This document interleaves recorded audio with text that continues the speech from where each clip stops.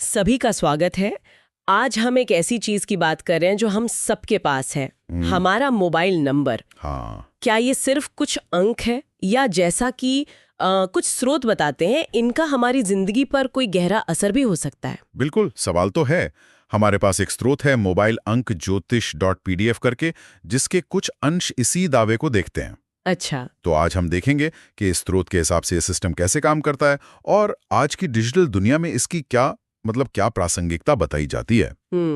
स्रोत खुद भी ये मानते हैं कि जैसे गैलीलियो के विचारों पर शुरू में शक किया गया था, वैसा ही शक इस फील्ड पर भी होता है, पर वो इसकी क्षमता पर जोर देते हैं। तो चलिए फिर देखते हैं इन स्रोतों में क्या है, समझने की कोशिश करते हैं ये दावा किस बिना पर किया जा रहा है। हाँ, स्रोत सबसे पहले इस बात पर जोर देते हैं कि भाई मोबाइल फोन हमारी जिंदगी का एक अहम हिस्सा बन गया है। बिल्कुल। आप सोचिए, जन्म प्रमाण पत्र से लेकर बैंक खाते, सोशल मीडिया, रोज की बातचीत, सब कुछ इससे जुड़ गया है। सही कहा। और ये निर्भरता तो दुनिया भर में है और बढ़ती ही जा रही है। हाँ। और स्रोत का मानना है कि यहीं से इन नंबरों का महत्व शुरू होता है। लेकिन वो ये साफ करते हैं कि भाई मोबाइल अंक ज्योतिष कोई जादू की छड़ी नहीं है। अच्छा, मतलब ऐसा नहीं कि रातों रात अमीर बना दे। नहीं, बिल्कुल नहीं। इसे एक साथी या एक उत्प्रेरक की तरह समझना चाहिए। स्रोत इसे ऐसे समझाते हैं कि जैसे किसी के पैर में जंजीर बंधी हो और वो हटा दी जाए ताकि वो अपनी मंजिल की तरफ आसानी से बढ़ सके।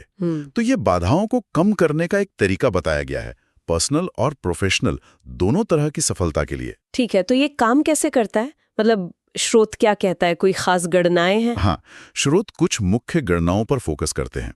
एक है संचार अंक या CN। CN। हाँ, कम्युनिकेशन नंबर। ये मोबाइल के सारे अंकों का जोड़ है, जैसे एक सिंगल डिजिट तक लाया जाता है। अच्छा, सारे अंकों का जोड़। जी।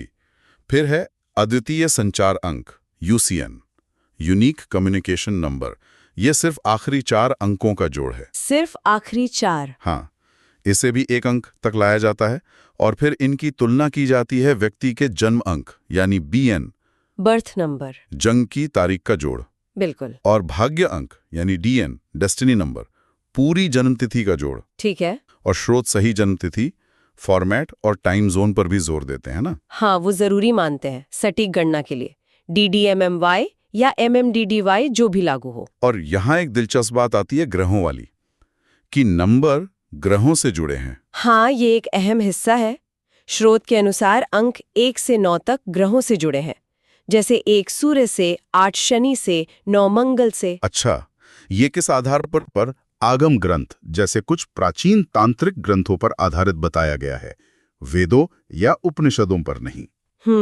आगम ग्रंथ। और शून्य का क्या, जीरो का? हाँ, शून्य का व्यवहार भी बड़ा अनोखा बताया गया है।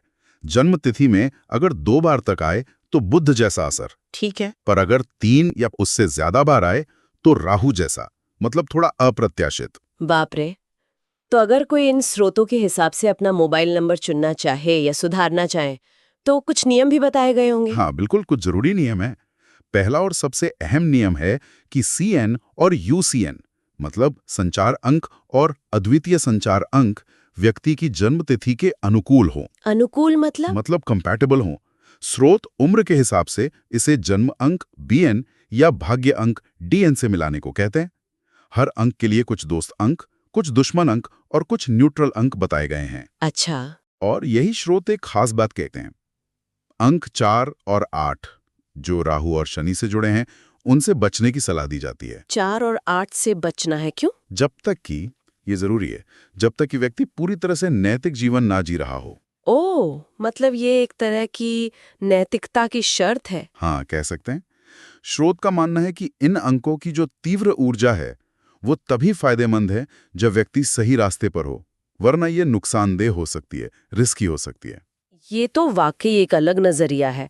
और क्या नियम है इसके अलावा? कुछ और बातें भी हैं, जैसे कोई भी अंक नंबर में 3 से ज्यादा बार ना आए।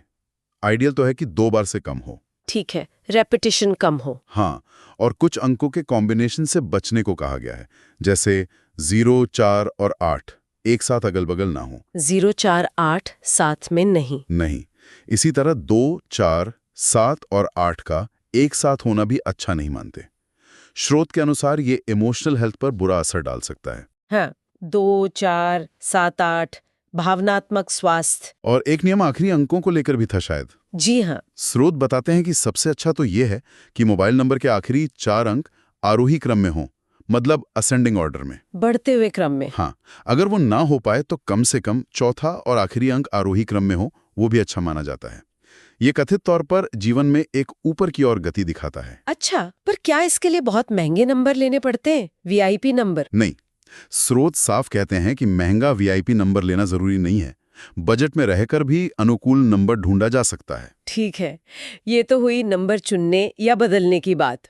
लेकिन मान लीजिए कोई नंबर नहीं बदलना चाहता या बदल नहीं सकता। हाँ, ऐसा होता है। तो उसके लिए भी स्रोत कुछ उपाय सुझाते हैं। दूसरा सबसे शक्तिशाली उपाय बताया गया है रंग। रंग कैसे? अपने मोबाइल का रंग या फिर उसका कवर अपने भाग्य अंक यानी डीएन के अनुसार चुनना। अच्छा, जैसे अगर किसी का भाग्य अंक 1 है तो स्रोत पीला या सुनहरा रंग इस्तेमाल करने की सलाह देते हैं। डीएन 8 के लिए बैंगनी या हल्का नीला। दिलचस्प है। और तीसरा उपाय? तीसरा सबसे शक्तिशाली और शायद सबसे आसान उपाय है मोबाइल का वॉलपेपर। वॉलपेपर? वो कैसे मदद करेगा? इसे एक विजन बोर्ड की तरह इस्तेमाल करने की सलाह दी गई है। स्रोत इसे हमारे दिमाग के एक हिस्से से जोड़ते हैं, रेटिकुलर एक्टिवेटिंग सिस्टम या आरएएस। आरएएस? हाँ, उनका तर्क है कि सही वॉलपेपर हमारे अवचेतन मन को हमारे लक्ष्यों पर फोकस करने में मदद करता है। फिर हम उनसे जुड़े मौके पहचानने लगते हैं। अच्छा, मतलब ये साइकोलॉजी जैसा है। कुछ वैसा ही। वो इसे न्यूरोप्लास्टिसिटी से भी जोड़ते हैं, मतलब दिमाग की बदलने की क्षमता, कि बार बार सकारात्मक चित्र या लक्ष्य देखने से वो विचार पैटर्न मजबूत होते हैं। और भी कुछ उपाय हैं संक्षेप में? हाँ, संक्षेप में हर्बल स्नान और जीवन शैली में कुछ बदलावों का भी जिक्र है, पर मुख्य जोर नंबर, रंग और वॉलपेपर पर है।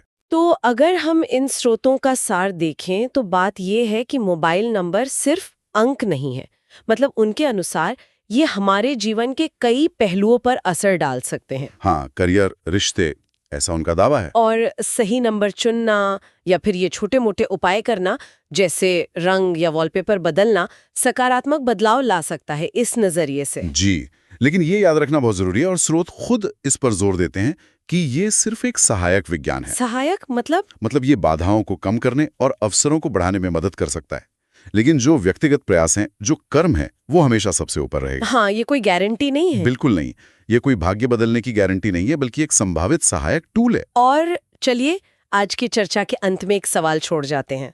अगर हमारे मोबाइल नंबर, जैसा कि ये स्रोत दावा करते हैं, हमारे अवचेतन मन और हमारी ऊर्जा से इतने गहरे जुड़े हो सकते हैं, तो हमारे डिजिटल जीवन के और कौन से पहलू हैं, जैसे कि जो एप्स हम इस्तेमाल करते हैं, या हमारे सोशल मीडिया इंटरैक्शंस, या हम कितना वक्त स्क्रीन पर बिताते हैं, क्या ये